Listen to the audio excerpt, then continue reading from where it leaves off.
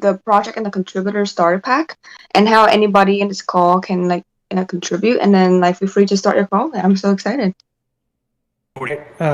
On my video again, I was just loading up some stuff.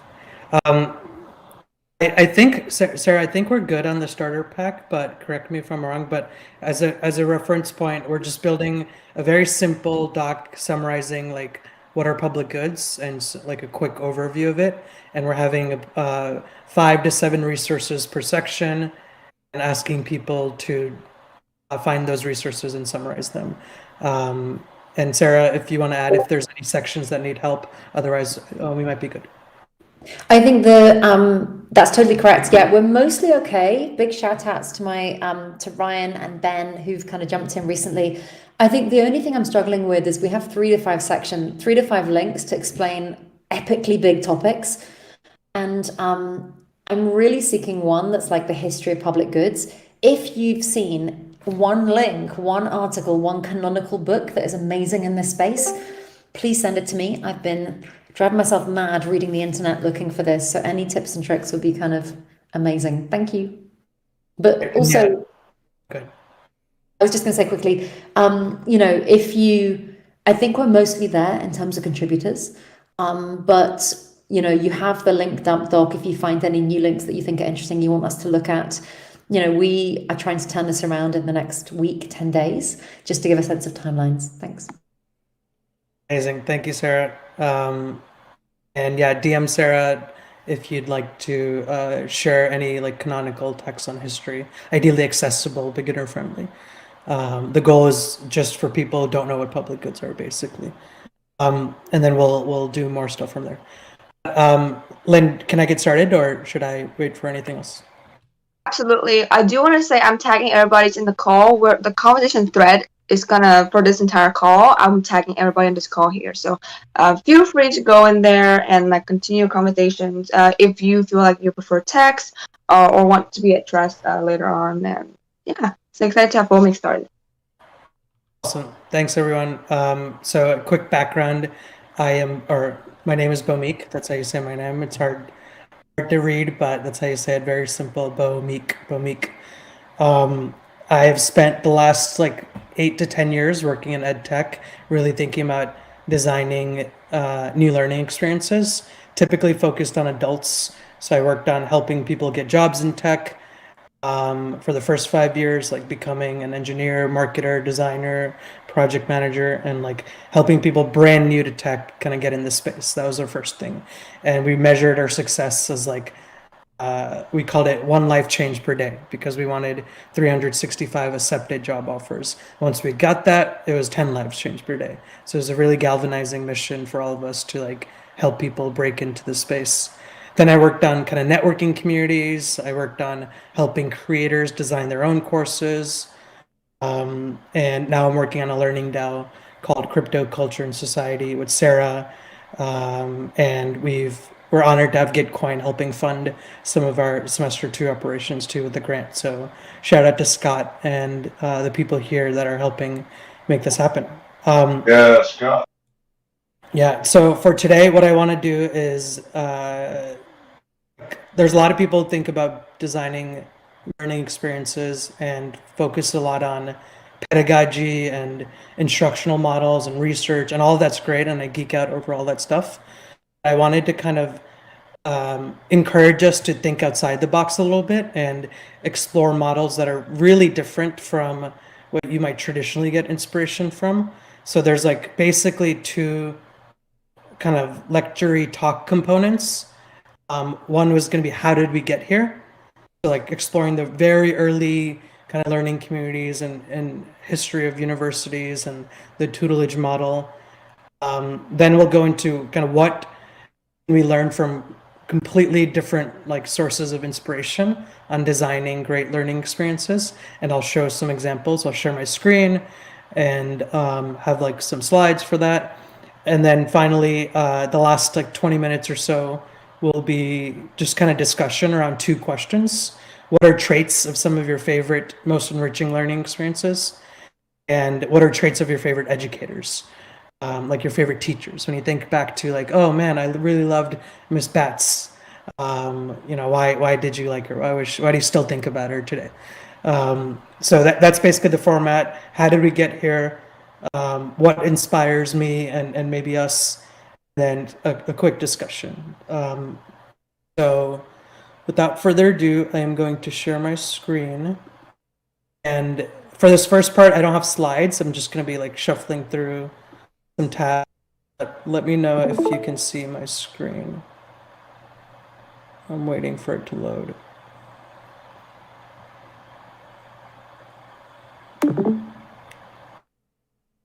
Well, I see Ben giving a thumbs up, so I'm gonna keep going.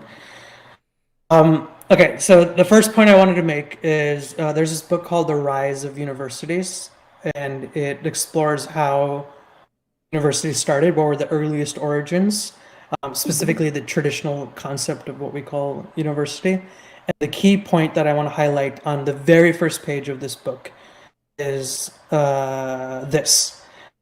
In the origins of the medieval university had no libraries, no laboratories, no museums, no endowment buildings, none of that stuff. They had no dramatics, athletics, journalism, outside activities. The key thing to note is that they were all self-regulated guilds. Like a group of people wanted to learn some topics and they came together and learned it. And obviously, like, modern definition of university has dramatically changed, and it's effectively what I think of as like feature bloat. There's just so many things crammed into it, and that's what like universities are. But if you really think about the earliest origins, they're effectively like communities of people that want to learn something, and they get together and learn about it. And it's, I think, really important historical context when we think about building learning communities from scratch or from first principles. And that when you think back to the earliest universities, they didn't have all this stuff that we think we need, like diplomas, grades, certificates, to call ourselves in like an educational institution. And I highly recommend the book Rise of Universities if you want to kind of go deeper. There's lots of interesting topics explored. The next thing I want to talk about in terms of history is there's this course I took called The History of Education by Matt Bateman, who's a professor at the Montessori Institute. And he kind of explored, big narratives in education, like the idea that there was a factory model, and the Industrial Revolution is how we got there. Like, oh, there's this new technology, like the steam engine and all this stuff. So that means we need jobs to help you learn it, and it's kind of like an assembly line, and each teacher adds a little bit to the student until they're a quote complete package ready for the real world. And that is a critique. Like, we shouldn't have a factory model. And Ken Robinson talks a lot about that in his TED Talk, like, do schools kill creativity? Another model is like, or a narrative, is that they're too progressive. Like it's like a lot focused on like, what do students want to learn, and like just kind of go with the vibe and go with the flow. And there's a critique around that of like, and even in the 50s, like, do we have to do what we feel like we're doing, or do we have to do what we feel like doing today? And in the talk, they basically say neither side really makes sense. There's a lot of nuance around it. But the point I want to bring up, again, just going back to the earliest history, and this is, just to be clear, this is specifically like a Western history. Like in the Eastern Hemisphere, there's a lot of different approaches, but some of it's still the same, specifically about there being an oral culture and the tutelage model, especially in India, the Gurukul model of learning. But the key thing I wanted to note again is that, like, in the earliest days, and this kind of did inspire a lot of the Western models of learning and teaching, is that there was typically vocational teaching from father to son. It's very male dominated. Like, basically, the people who had access to more traditional education was rich men, like the aristocracy, and again, mostly men, whereas women focused on the equivalent of housewife things today. And the key thing I want to note again is the idea was like men pass on their craft to their sons. And there's like a common quote: if you don't pass on your trade to your son, don't expect them to take care of you at an old age. And as I said, women focused on home economics, household management. There was an exception if they're really rich, and they got access to they got to go to some of the classes, but again, very biased towards the wealthy and men. And the other big thing I want to note are two other things before I move on to a couple other more recent models. One-on-one tutoring has always been like such a prime vehicle for instruction. Sometimes there's just a family friend, sometimes you or someone you hired, but there was no formal accreditation. But people did call like, okay, this is the the tutor of this topic. Eventually, classes started emerging, blah, blah, blah. And then the second big point is, what did they actually learn? Things like persuasion, motivation, rhetoric. There's this idea of like literature. And I can share this thread later, but just want to point you to like the earliest origins of what inspired like more traditional models of education. And then the last two examples I want to go on the history point in terms of how we got here is London coffee houses and Bell Labs. So I think a lot about coffee houses, especially with what we're trying to do with CCS, and that it really brought people together that inspired lots of different innovations. Like there were like stockbrokers who'd meet with merchants and ship captains, politicians, philosophers. Like it was kind of like a model of just like different perspectives coming together to just talk about what they do like for a living, and it spurred tons of intellectual debate, led to lots of innovations, and I think there's some modern equivalent and obviously a more accessible, inclusive equivalent. Contrary to what this picture says, I doubt there are too many women in these conversations, but I think a lot about how can we build like the modern coffee house. And then the other big example is Bell Labs. So Bell Labs is just a giant source of innovation, like the transistor, the solar cell, the laser, all of the stuff that made like what we're doing right now, like being on the internet, talking to strangers we've never met, learning stuff together. Bell Labs was a big source of that inspiration. And the key thing again was, and a big part of it was Mervyn Kelly. And the way he thought about it was like purposely mixing together lots of different people, like and the way he thought about it was like an able concert hall conductor, and even sought tension between different groups. And as I wrote here, it was basically impossible to walk down the hallway without like meeting people working on interesting problems and ideas. And if you hate like open spaces at your tech company, you can blame Mervyn Kelly for that. It was like kind of inspired for that. But anyway, I just wanted to reference these like historical examples of like how colleges first really started and honestly got bloated to what they've become today. And then also like earlier models that I think we can bring back, the idea of coffee houses, the idea of Bell Labs. And it's a big inspiration for me personally too, in like bringing together a lot of different perspectives. So that's kind of the first topic, and then the next topic, and then we'll go into discussion, I promise. And it looks like I am right on time. Let's go. Is creativity. So as I said earlier in the talk, hold on, let me scroll back.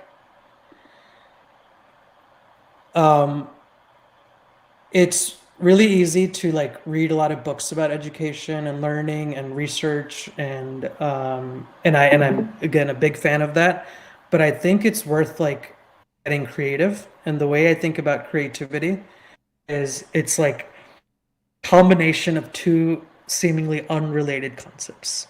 So like, you learn about this one thing and then you think, oh wow, maybe I can take some of that and use it to inspire what I'm building with this other product. So like, I that's how I think about creativity, is like being able to like take some weird esoteric like anecdote you've heard and be like, oh, maybe there's something about that. And for me specifically, that applies to learning and education and building powerful communities.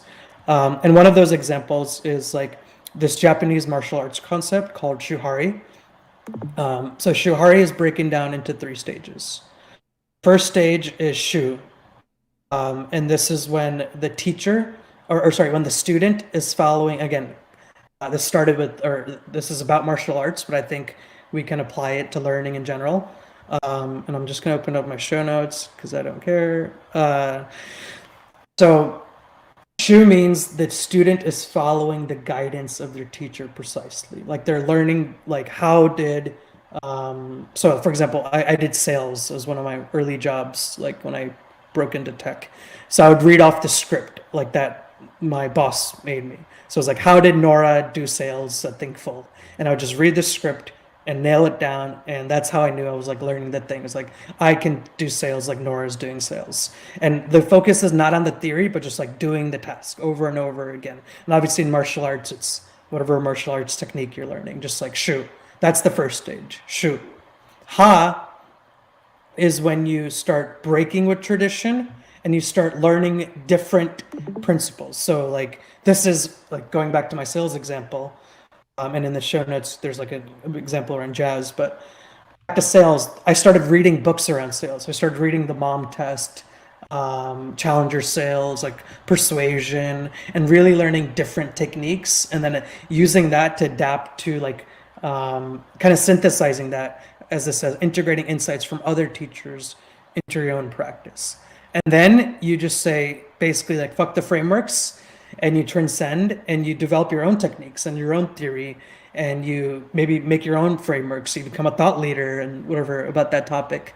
And going back to the sales thing, now I kind of just YOLO when I go into like a quote sales call, because I've learned so many techniques. I've done like thousands of sales or recruiting and all this stuff, and I kind of just can go with the flow. Obviously I do prepare and I do bring some techniques I've learned over time, but like I'm at a point where like I don't follow this technique or that technique. I just kind of make up my own stuff. And for anything you're learning, I think it's useful to like think about what stage are you in, and like yeah, like are you in Shu, are you in Ha, and are you in Ri? And for me, an objective of the call or this conversation is like let's start, like if we get really meta, let's start entering Ha by like learning from varied principles, and let's yearn to seek Ri. Let's yearn to kind of create our own frameworks, our own techniques when we think about designing great learning experiences. So I'm going to go through a few other examples, and they're kind of weird, and that's the point, because you might not think about it traditionally as education, but it's worth learning about. So 3 of them I'm going to talk about, and just to be clear, I'm not like a military guy. I do like basketball, but these I'm bringing it because it's important to like expand your horizon where you get inspiration from. So military, content creators, and sports. And I added pink text to make it less masculine.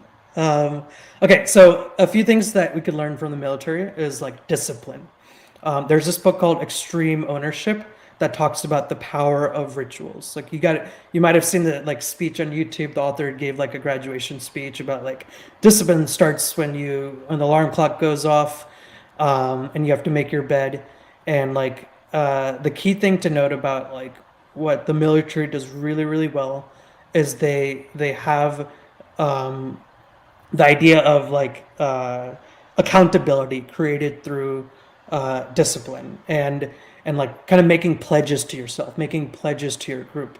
And in a lot of courses I've seen, a lot of learning communities, there's this idea of like you're signing a contract, you're signing like a pledge, or like the idea of like having a study buddy who like is holding you accountable for your learning goals. And I've even experimented like in some places like the idea of a family contract, which is like when you join a course that you definitely want to get done, like pledging with your family, like mom, hold me accountable, like I got to get this course done, I'm not going to drop out. And the idea of just having some ownership and accountability. So like I think there's a lot to learn about discipline in actually reaching your learning goals and creating an environment where like you can measure success and measure the percentage of people actually do the thing. Another thing I think military does pretty well is the idea of like shared rituals. So if you do the Navy SEALs boot camp, it's grueling. It's like I don't know how many days program, but there's some crazy things you have to do, like this like log hold, which can last like hours. And the thing that does is it really, really bonds you. It builds camaraderie. It makes you suck up the pain. And the key thing to know is like everyone had to do it. Everyone had to go through the same boot camp, had to do the overhead presses.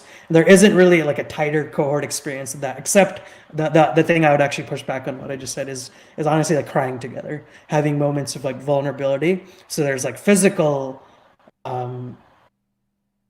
pain and shared together, and there's also emotional pain shared together, and both of those I think are really important rituals. But yeah, the key thing I want to note is consistency drives habit formation. Shared rituals builds camaraderie. And some examples, like there's this community called Code Newbie that my friend Sharon had started, and they would do Wednesday Twitter chats. Like every Wednesday, like she'd ask 5 questions, and Twitter would answer, and it was like people looked forward to, like, oh, Wednesdays is Code Newbie Day. Thankful we did like daily reflections at 5 p.m. We'd end with like a cheesy Go Team chant. So yeah, it's worth thinking about, like, how do you build rituals amongst your learning communities. GM is obviously like a popular ritual in the DAO space, the GM channel. And then the third one is rankings and badges. So like, I'm not one for like gamification. I don't care about my titles and all that stuff.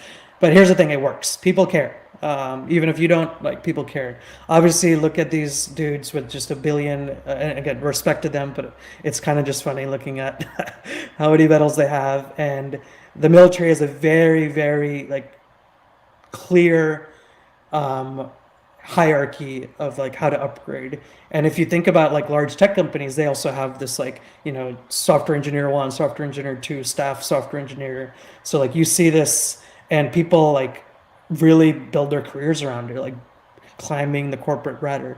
But that's less my point, and my point is more so like people want to belong to a community and have status within it. And that goes back to, like, I actually wrote about it in this post. Like, there's a lot about Maslow's hierarchy of needs of like, belonging. But the key thing is like, and we have to admit, like, we want to have status. We want to be known within the community. Like, I'm the, the hype guy in the group. I'm the like, whatever we are, but we want to be recognized for our contributions. We don't just want to be one of 1 million people. I mean, some want to fit in and just do that, but like, you have to admit you want some status. And the way you can lend status in communities, you can think about rewards, you can think about praising people live, you can think, these are very course, because I did this talk at a course fellowship thing. You can elevate people and give them titles. Like we have the idea of in the Gitcoin thing, like the scholars and like librarians, like those are roles we can create that give people a sense of prestige and status. And obviously military didn't invent all these things, but when I think about rankings and badges, I definitely think about military, and also like obviously games, like massive online multiplayer games.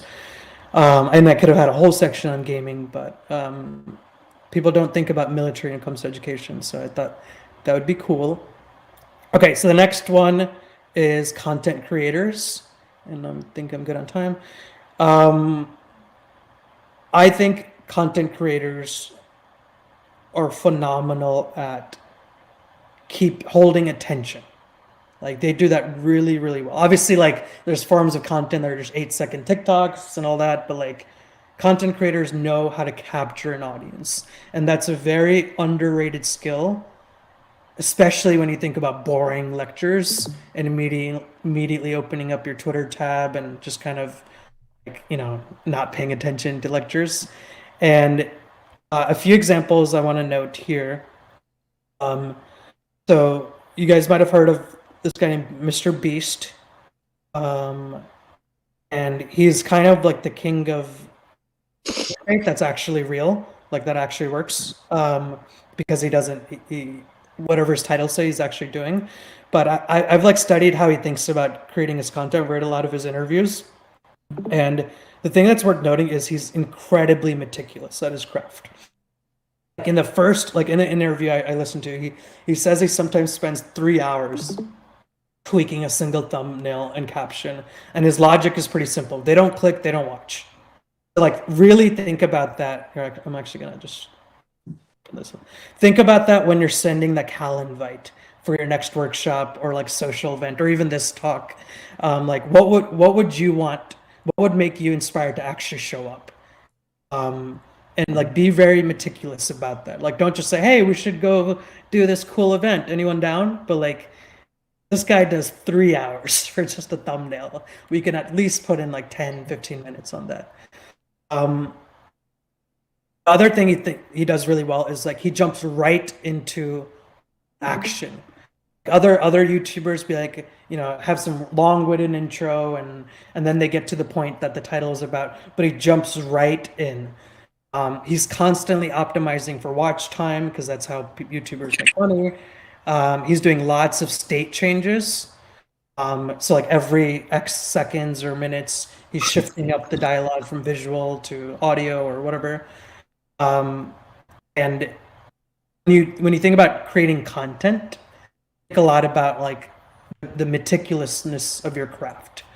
And I do that when I'm helping like our CCS workshop speakers design their talks. Like basically you can't talk for more than 10 minutes. I know I'm breaking that rule now, but I'm sorry about that. But it's really useful to think about how YouTubers do it. I'm not going to play this video. Another way is like ignore what I just said, just get weird. Like just do something that's pretty different. And I'm gonna just play a really small clip of like one of my favorite educational content, and it's like Bill Burke's talking about history of Japan, just like how weird it is and how fun it is. And he does like have a lot of state changes though. Japan is an island by the sea filled with volcanoes, and it's Hi, James. year negative $1 billion. Japan might not have been here. Year negative 40,000, it was here, and you could walk to it, and some people walked to it. Then it got warmer, some icebergs melted, it became an island, and now there's lots of trees because it's warmer. So now there's people on the island. They're big. But anyway, in this video, it basically goes through the whole history of Japan. And it's like lots of state changes, very quirky, very fun. He does actually bring some of those elements, but the thing he does well is it's just like unique and weird and different. Okay, I'm gonna keep going. Again, I'm gonna stop at 40 minutes regardless of where I go, so we can talk.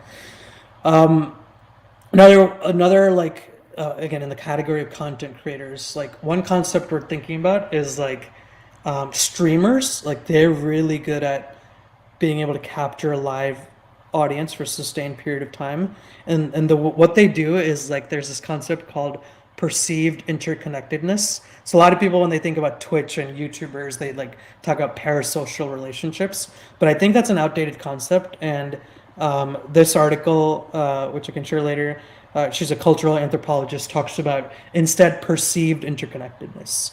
And the difference is that like you're co-creating the experience with the audience. It's bi-directional conversations rather than just one-to-many. And one thing that he does really well, or not just Ludwig, but like in general, and I'm not like a gaming streamer, but I do like to see people who do great at their craft and like pay attention to them. He says people's names out loud. Like, you know, you read the names in the chat. You like actually call people out, and that's powerful because the moment you hear your name said, it's almost like a TV show host like saying, "Oh, like hey, thanks, Bhaumik, like for what you said." It's like pretty. It creates an incredible sense of intimacy.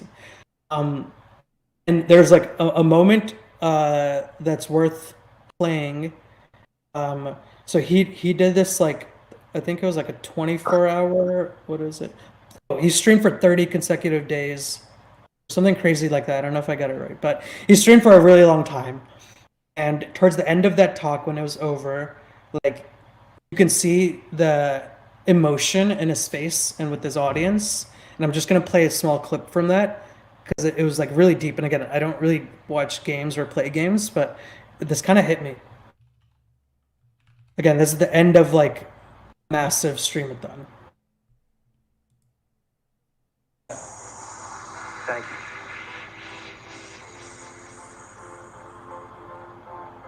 What the fuck is going on?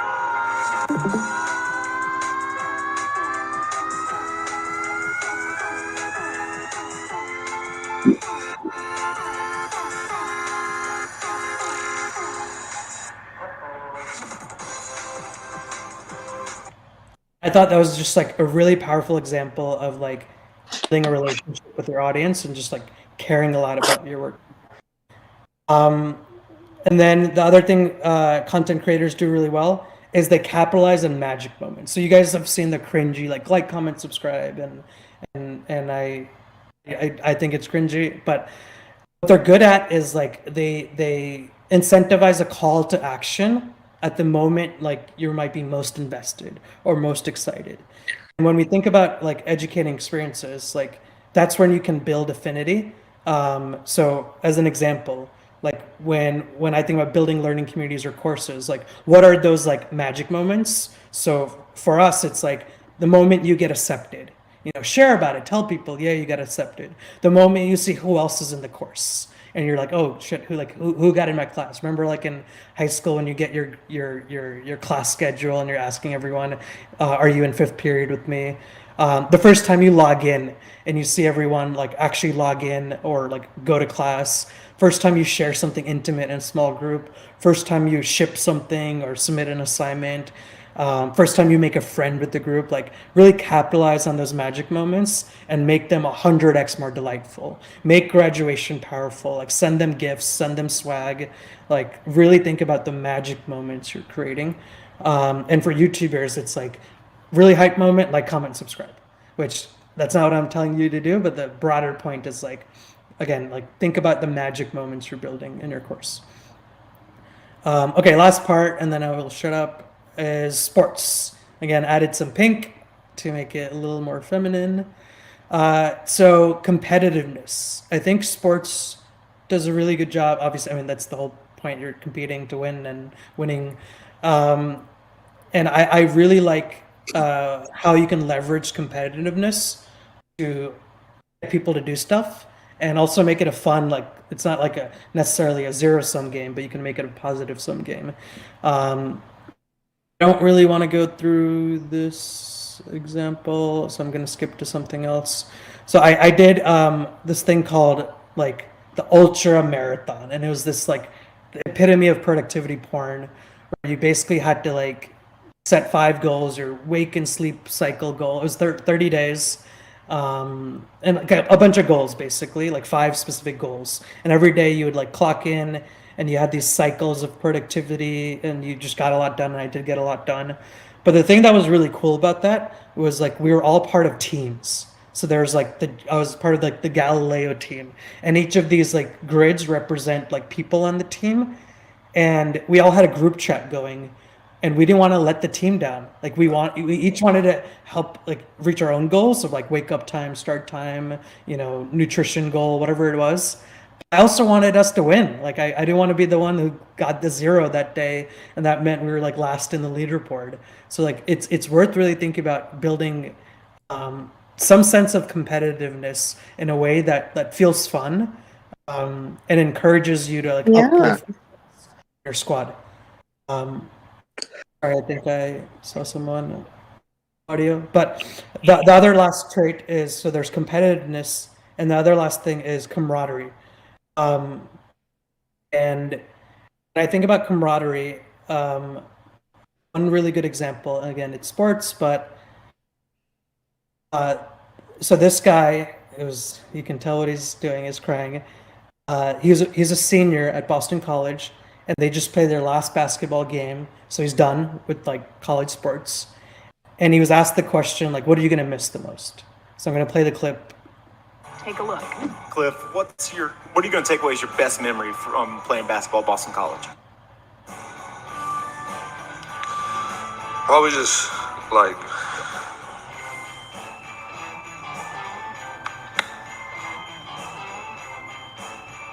going out to eat. Considering his team's So I'm not gonna lie, 53 and when I 107 during his 5 years at sorry, when I first saw this, I laughed because it was kind of funny. But the deeper point is like, you just kind of want to hang out with your friends. Like you just want to hang out with the homies. Like I did track in high school, and my favorite moments weren't like winning races and all that, but it was like the trips to the track meet, or it was like getting lunch, as he says, like with people, or just like these random like subtle moments. And I think sports is such a great place for building camaraderie. And obviously there's a lot of other ways to do that. But the thing we can learn from is like, it's not the activity itself that creates like this kinship and friendship, but it's all the things around it where you're just kind of vibing and hanging out, which is why I also think IRL events are great, which is why we should do social events where we're just hanging out and chilling and not just like learning all day, but like really think about building camaraderie. And okay, that's it. I'm at the 11:40 mark, which is perfectly timed. So I'm going to stop. And I'm curious for any reactions, and then I'll ask 2 questions about traits of your favorite learning experience and what are traits of your favorite educator. But I will stop talking now. I'm sorry. Okay. Oh. And I haven't been following the chat, obviously, but any initial reactions, and then I'll go into the discussion questions. I love that you brought up competition, because I feel like that's in terms of me as a learning environment designer, I feel like that's my biggest weakness. But there's subtle ways to do that that doesn't feel like too competitive. Anything else that stood out from from what I was talking about? So my first reaction is clap, clap, clap, snap, snap, snap. Incredible presentation, incredible slides, incredible range as well. I love the memes. And when I wanted to answer the questions about like your learning experiences and that type of stuff, but I didn't want it to be Shu. So we got the Shu Ha Ri framework where Shu is like mirroring, Ha is like exploring, Ri is full on improvising. And I find that the best learning experiences I've had are like one-on-one, like Shu brute force, where it's like, oh, I really don't understand this, and someone's like down there to help, like giving your time so early on helps so much. But like there's like the camaraderie and the like all those things factor into it. But I find that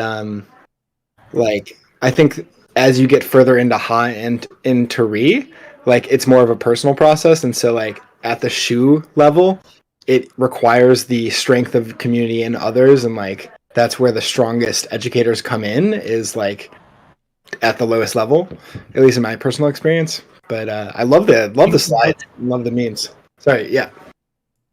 Oh, no, I don't have another reaction. I just wanted to qualify and say that the Shu Read thing is more of a personal like framework. It's not like a framework for designing learning institutions or entities. So almost all of us, our favorite moments are probably in the Shu stage, because that's when we're first exposed to a concept. Yeah.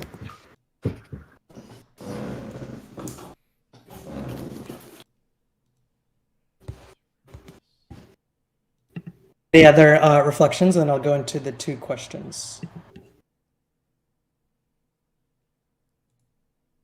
See videos turning on. That's a good sign. Oh, and one other thing's actually, no, I'm not going to say it here, but I usually have a pitch for video turning on, but Discord seems like a video off thing, so I'm not going to do that. Okay, I'll just jump right into the questions.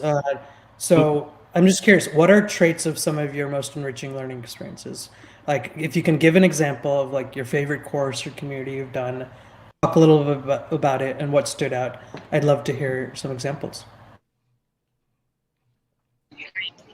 Hello. I had actually one question, but I can also just start with the example.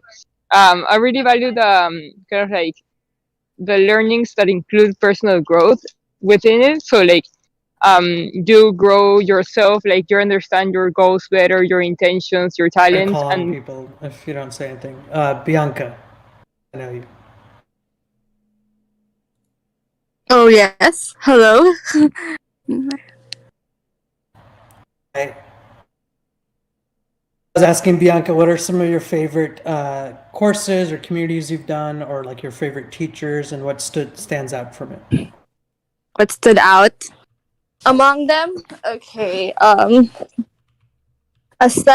For overall like group experience, again, I'll never stop plugging Kernel, and I think I particularly liked it because of the curriculum Andy wrote. 'Cause if you go to the curriculum, you notice that he weaves in a lot of like poetry, a lot of like philosophical stuff. Very liberal arts approach compared to the usual, and like just being able to like talk about um those topics and like an approach in such a way with other people. It felt like a liberal arts class for me, and I really loved that vibe because it's hard to find. And other teachers I appreciate. Outside of Web3, I'm a dancer, so my dance teachers are some of the most influential people in my life because I'm able to have like develop tight feedback loops and relationships with them.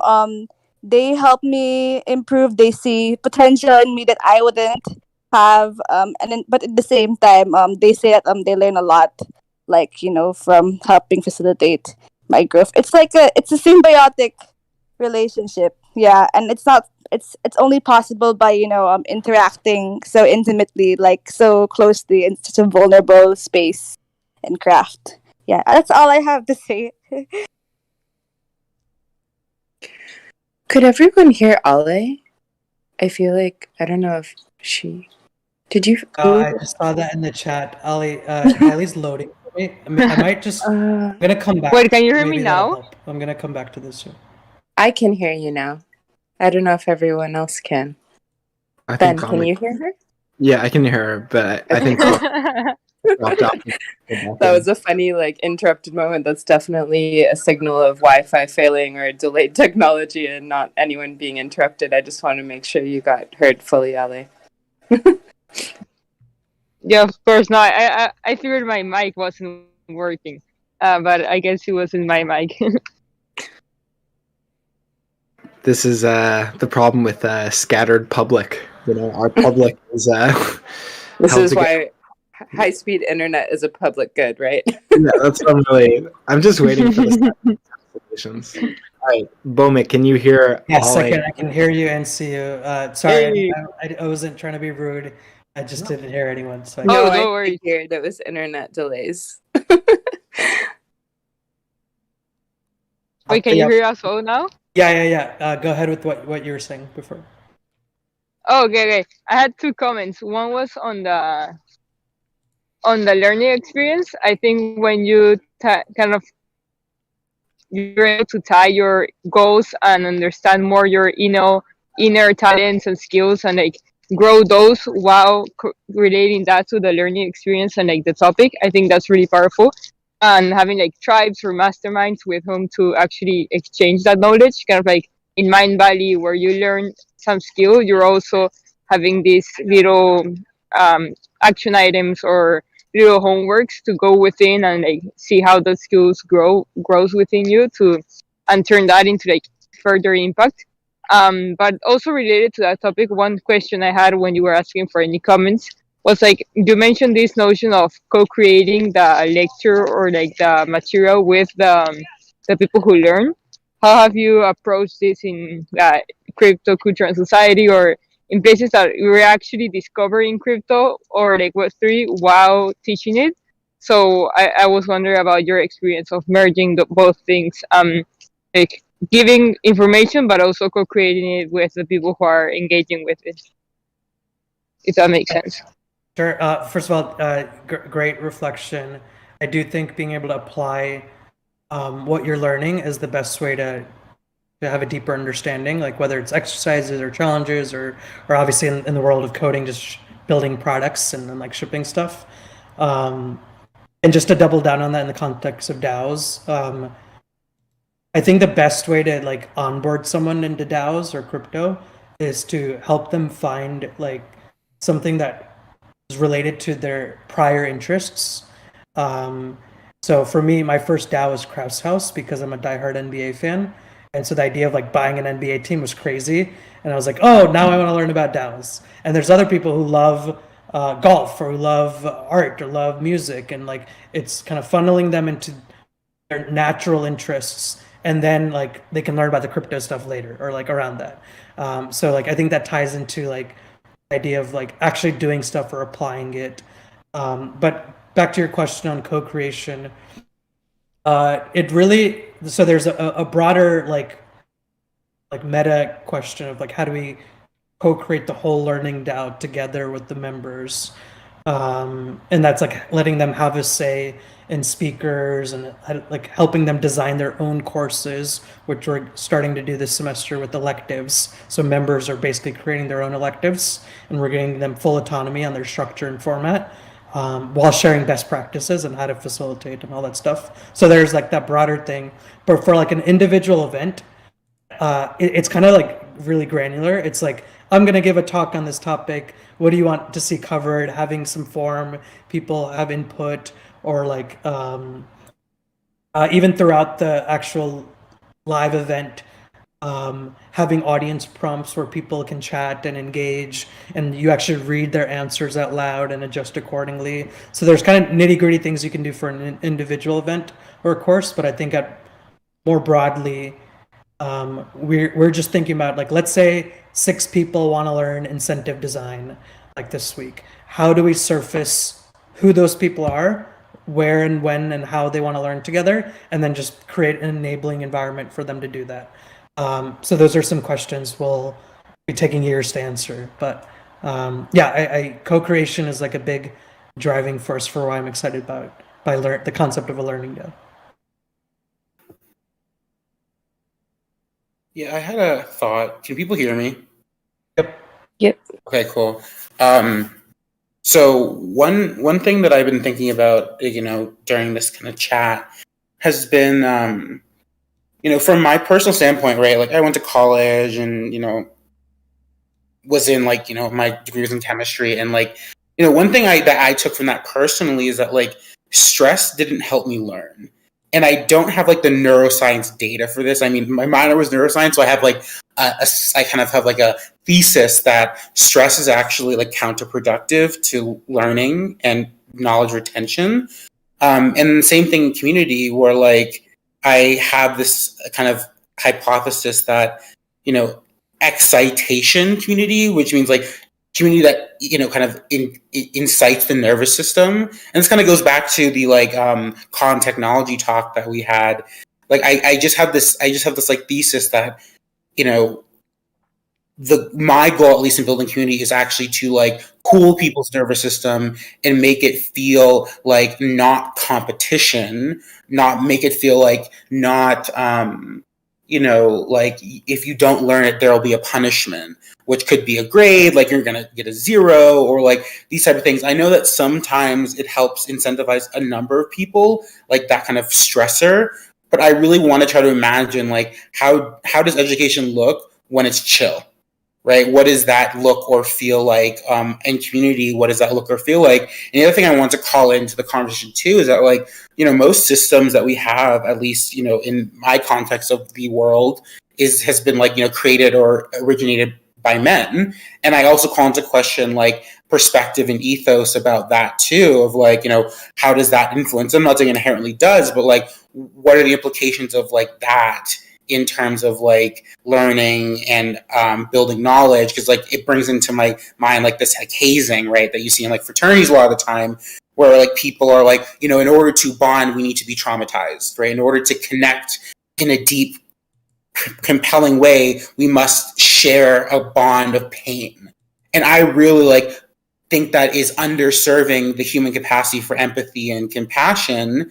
And like, I would rather work on that tool set that we have than like, what's the collective trauma or collective negative experience we'll share together, rather like what's the empowering experience that makes us like want to be more vulnerable or set boundaries and limitations that we do have. And this, and this extends to disabled peoples too, which has been something I've been thinking about a lot, right? How do we understand disability in terms of building community? Because if the, expectation is intensity, but someone has like a chronic fatigue issue, right? How are we then excluding that person from our community that is expecting constant productivity or labor if they cannot have that constant output?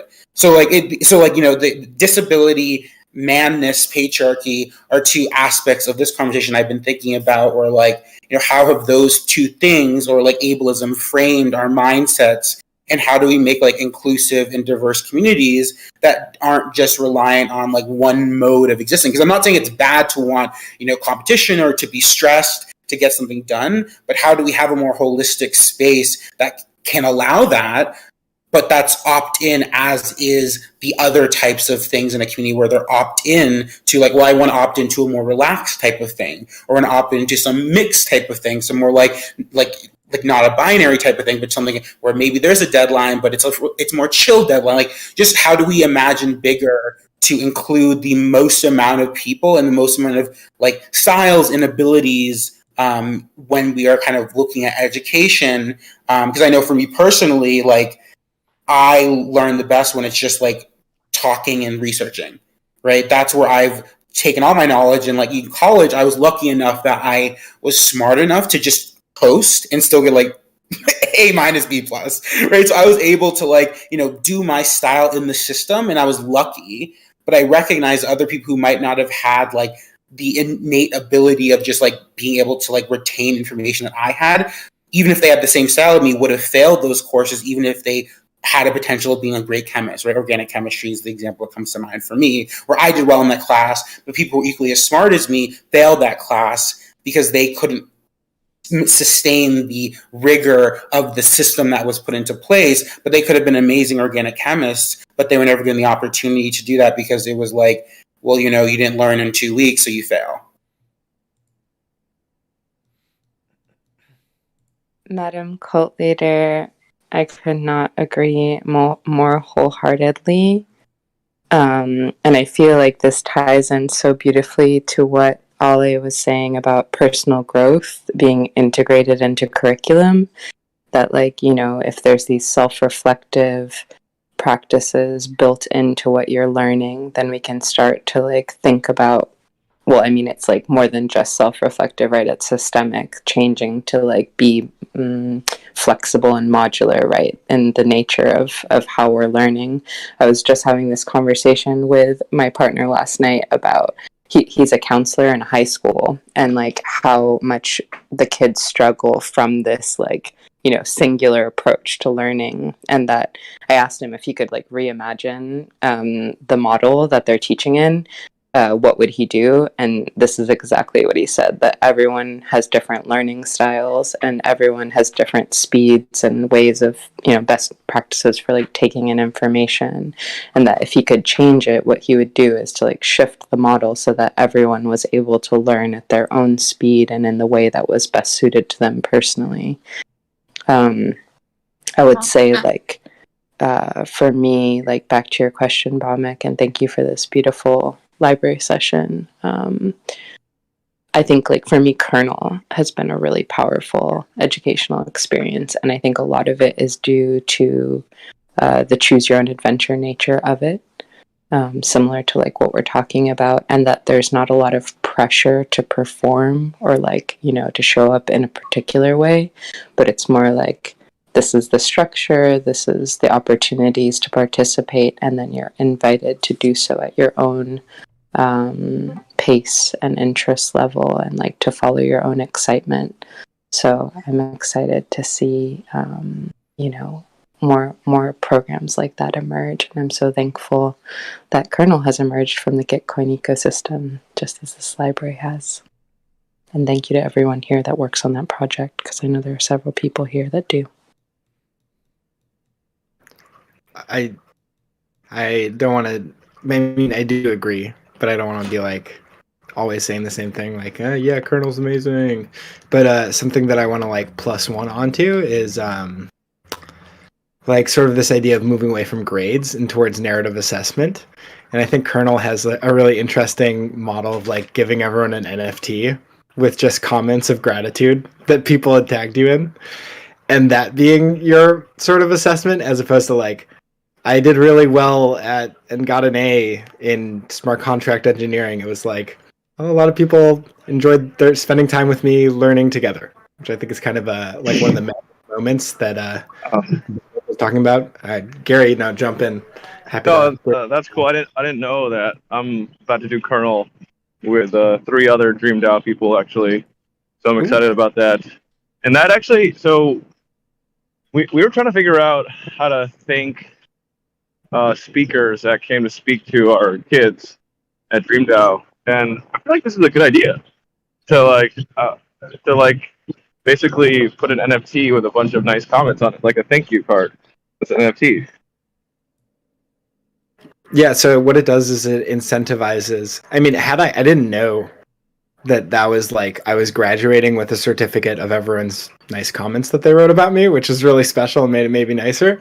But if that was the incentive structure, it would more incentivize, like, as opposed to like people putting in the extra hours to like memorize certain things, like instead devoting that energy and time and resources towards like being nice to people and like talking with people, which I think is a much better use of energy in terms of like learning environments. So yeah, no, it's amazing. I'm happy to see narrative assessments like be like handshake with generative art. I guess it's cool. We'll see where it goes from there, but good luck to your kernel journey. And thank you. Education is a process, not a product, but it's cool to get products that like show the process. Like these are all the comments that went into your thing, so it's kind of interesting hybrid approach. So I do have to drop. I have another meeting, but I just wanted to say, well, one, big fan of kernel too. I'm joining KB5. Been talking to Vivek and Andy a bunch too about learning from them and like kind of working with CCS and kernel. So expect kernel CCS collabs in the future. And I do want to plug CCS semester 2 applications just launched yesterday. So if you want to get involved with what we're building, its deadline is Saturday.